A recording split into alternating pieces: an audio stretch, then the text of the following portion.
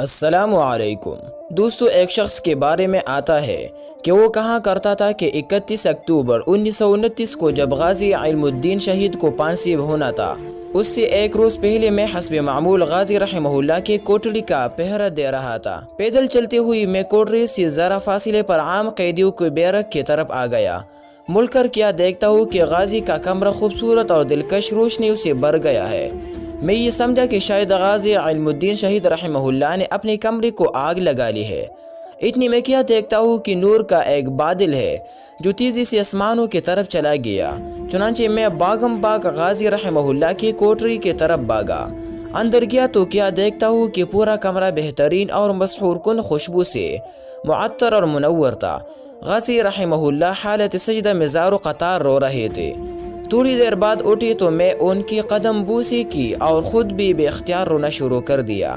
پھر میں نے عرض کیا، غازی صاحب یہ کیا ماجرا تھا؟ غازی صاحب نے کوئی جواب نہیں دیا۔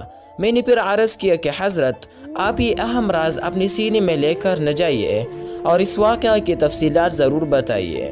بہرحال غازی رحمہ اللہ نے میرے بے حد اصرار پر فرمایا، عبداللہ، تمہیں معلوم ہے کہ مجھے کل پھانسی ہو رہی ہے۔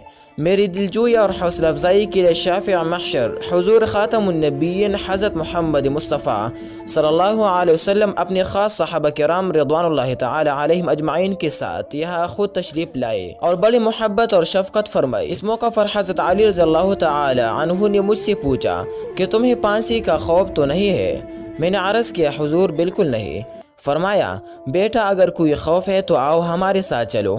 میں نے پھر عرض کیا، حضور نہیں، ایسی کوئی بات نہیں، میں تو بہت خوش اور مطمئن ہوں۔ پھر پیارے آقا و مولا حضرت نبی کریم صلی اللہ علیہ وسلم نے میرے سر پر اپنا دست مبارک رکھ کر فرمایا، پھانسی کے وقت جیل حکام تم سے تمہاری آخری خواہش پوچھیں گے، تم کہنا کہ میرے ہاتھ کھول دیے۔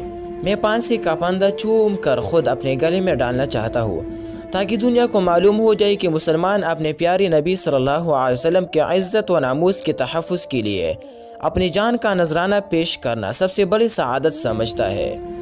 دوسرا یہ کہ تم روزہ رکھ کر آنا۔